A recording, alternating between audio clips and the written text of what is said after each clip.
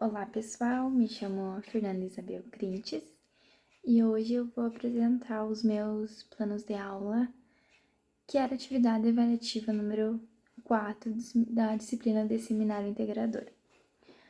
Eu realizei então esses planos de aula para a turma do 7º ano do ensino fundamental. Bom, então, planejamento de aulas de língua portuguesa foi para o 7º ano do ensino fundamental. E o tema, então, é a variação linguística e preconceito linguístico, com a habilidade de reconhecer as variedades de língua falada, o conceito de norma padrão e o de preconceito linguístico.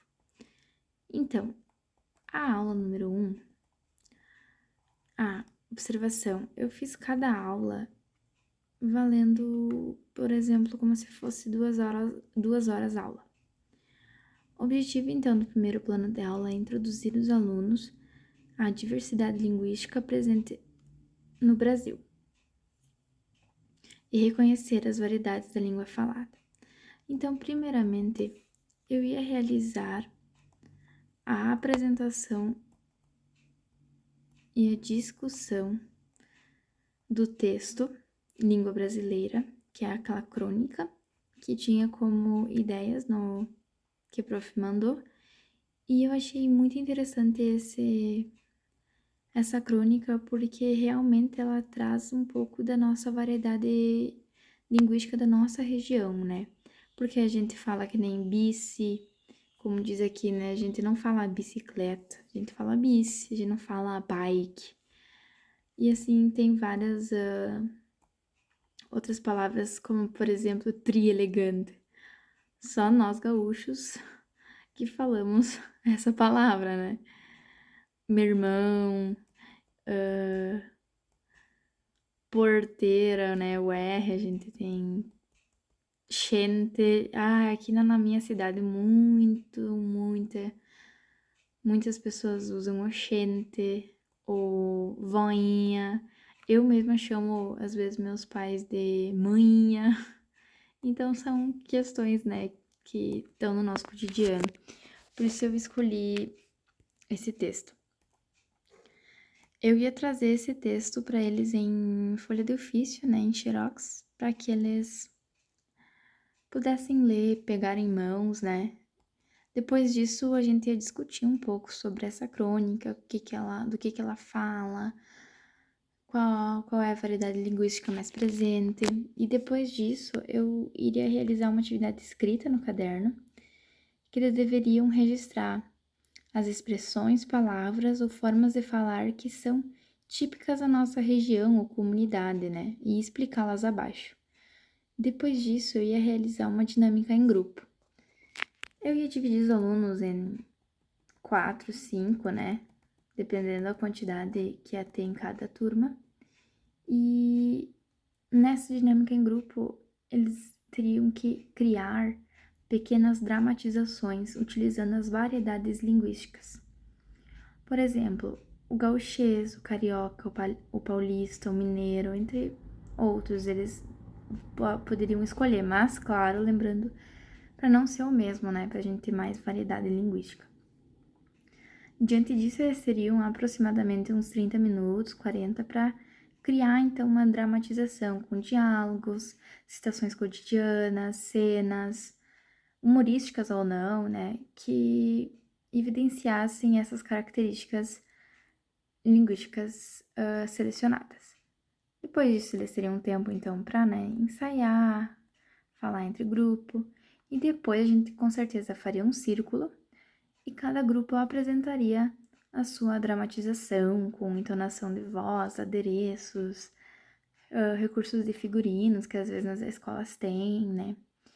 Depois disso, a gente iria realizar um breve debate mostrando as características linguísticas utilizadas, como elas se relacionam com a identidade cultural de cada região.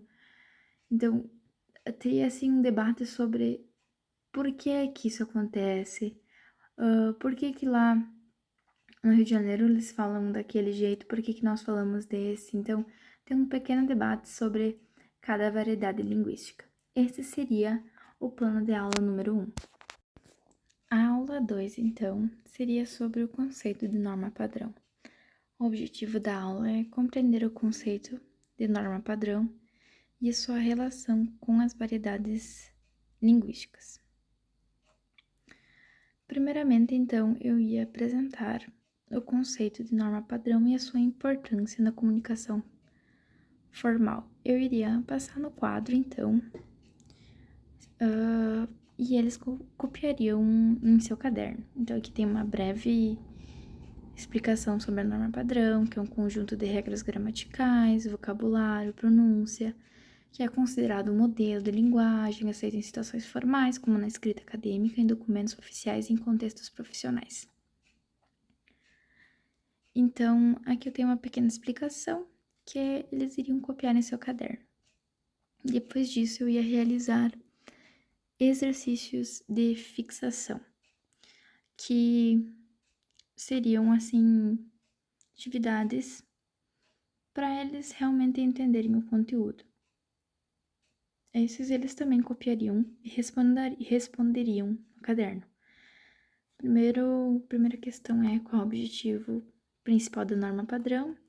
Aí eles teriam que escolher uma alternativa. Estabelecer uma única forma correta de falar e escrever, facilitar a comunicação em contextos formais, excluir as variedades linguísticas regionais, valorizar apenas a linguagem culta. A segunda atividade também é da mesma forma que a primeira, mas aí seria qual é o papel da norma padrão na sociedade. Aí promover o preconceito linguístico, padronizar a língua em todas as regiões do país, facilitar a compreensão e a comunicação entre diferentes falantes da língua e limitar a criatividade linguística dos falantes. E ainda teria uma atividade de verdadeiro ou falso, onde eles teriam que colocar F para falso e V para verdadeiro. E depois dessas atividades, eu ia realizar uma atividade prática com os alunos. Essa atividade prática, eu ia distribuir textos em diferentes variedades linguísticas e solicitar que os alunos reescrevessem esses textos utilizando a norma padrão. Ou seja, acho que é uma atividade muito legal e interessante para que eles entendam por que da norma padrão e qual a diferença, né? Então, por exemplo, eu ia distribuir uma série de textos com dialetos regionais, gírias, linguagem informal. Eles iam ler, identificar as características, eles podem destacar as palavras, expressões, construções gramaticais que fogem da norma padrão. Depois disso, eles iam reescrever esses textos utilizando a norma padrão da língua portuguesa. Depois disso, os alunos iam revisar e fazer ajustes, né? Ver o que ainda tá errado, não. E depois eles iam ler em voz alta as suas reescritas com a turma, né? Explicar as mudanças que fizeram para adequá-los à norma padrão. Aqui eu coloquei um exemplo de texto de uma linguagem informal, que é: Oi galera, tudo bem? Tô aqui na praça com os amigos, curtindo um som e trocando uma ideia. Tá muito legal. Depois a gente vai dar um rolê pela cidade. A gente se vê por aí. Agora, o texto reescrito em norma padrão. Olá a todos, como estão? Estou aqui na praça com os amigos, apreciando uma música e conversando. Está muito agradável. Depois iremos passear pela cidade. Até mais tarde. Eu achei bem legal essa atividade porque até mesmo eu pesquisando sobre vi que a gente pode ter dificuldades e, né, referente a isso, e como é interessante ver a diferença, né, de uma escrita em linguagem informal e uma escrita em norma padrão. Achei bem interessante. Essa seria então a aula número 2. Bom, a aula 3 é sobre o preconceito linguístico. O objetivo então é discutir e conscientizar os alunos sobre o preconceito linguístico e suas implicações sociais.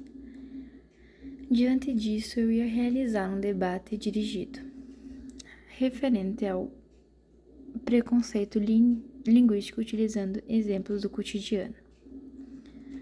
Para iniciar esse debate, eu ia apresentar o conceito de preconceito linguístico, explicando que se trata de uma discriminação ou estigmatização, de determinadas formas de falar ou de variedades linguísticas. Diante disso, eu ia iniciar o debate, destacando exemplos de preconceito linguístico que os alunos possam reconhecer em seu cotidiano, como piadas ou comentários depreciativos sobre sotaques regionais, gírias ou pronúncias diferentes. Depois disso, eu ia dividir a turma em pequenos grupos e propor algumas perguntas para iniciar a discussão, como: vocês já presenciaram situações de preconceito linguístico? Como essas situações afetam as pessoas que são alvo desse preconceito? Qual é a importância de respeitar e valorizar as diferentes formas de falar? Depois disso, eu ia então realizar a plenária. Após eles discutirem em grupo, os alunos iriam compartilhar as suas reflexões e insights com toda a turma, estimulando a troca de ideias, as experiências, garantindo um ambiente de respeito e empatia sempre, né? Depois disso, desse debate, eu ia realizar uma análise de caso, que seria apresentar casos reais de preconceito linguístico e discutir as suas consequências. Por exemplo, eu ia mostrar aos alunos casos reais de preconceito linguístico, que foram documentados em notícias, vídeos, relatos, e esses casos, então, podem envolver situações em escolas, no mercado, no trabalho, em outras esferas da sociedade. Diante disso, eu ia de novo dividir o grupo, eu ia discutir, meu Deus, ia dividir a turma em grupos e pedir para que eles discutissem as consequências do preconceito linguístico na vida das pessoas afetadas. Por exemplo, metade da turma ia dizer assim quais são as consequências do preconceito linguístico e a outra parte da turma ia ir contra isso, para ter um debate, uma discussão sobre o que é em si o preconceito linguístico. Depois disso, eu ia realizar uma produção coletiva com eles, onde eles deveriam criar cartazes ou pequenos vídeos que combatessem o preconceito linguístico. Por exemplo, criar cartazes que transmitam mensagens positivas, que mostram o que é o preconceito linguístico e não devemos realizá-lo. Podem fazer vídeos para que sejam divulgados nas redes sociais, informando sobre o preconceito linguístico. Essa produção desse material poderia ser colocado nas escolas, os cartazes, né? Nas escolas, na sala de aula, fora dela, né? Tipo nos corredores, os vídeos nas redes sociais. Então, seria toda uma questão bem abrangente referente ao preconceito linguístico. Essa seria, então, a aula 3. A aula 4, então, seria uma produção de texto e reflexão. O objetivo, então, é estimular a produção textual reflexiva sobre a diversidade linguística brasileira e o combate ao preconceito linguístico. Então, eu ia realizar uma produção de texto criativa, onde os alunos deveriam escrever um texto narrativo ou poético que valorizasse as diferentes variedades linguísticas brasileiras. Então, eles teriam que escrever sobre a diversidade linguística, valorizando as diferentes formas de falar e expressar-se em nosso país. Os alunos teriam que, então, pensar consigo mesmo, poderiam pedir ideias para a prof, para os colegas, refletindo sobre as variedades linguísticas. E então eles iriam escrever seus textos narrativos ou poéticos, e eles podem explorar sotaques regionais, gírias, expressões, entre outros elementos linguísticos. Eles seriam livres para utilizar qualquer variedade linguística nesse texto. Depois disso, irmos revisar, verificando se tem coesão, coerência, correção gramatical, e depois os alunos poderiam compartilhar a sua criação com a turma. Então, eu pensei assim, que cada aluno, por vontade própria, por sorteio, leria em voz alta o seu texto ou exibi-los em um projetor para que os alunos pudessem visualizar o texto para ver as variedades linguísticas.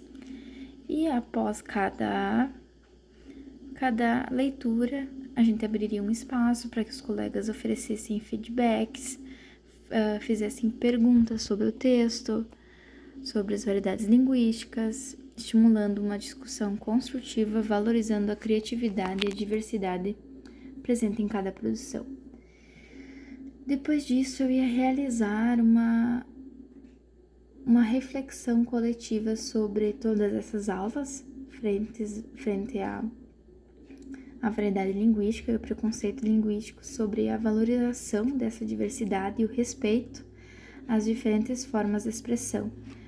Eu ia fazer perguntas, por exemplo, por que é importante conhecer e respeitar as variedades linguísticas, como o preconceito prejudica a convivência em sociedade, o que podemos fazer para promover a valorização das diferentes formas de falar, e diante disso a gente ia retomar todo o assunto de todas as 4 aulas e assim encerrar esse assunto e ir para o próximo.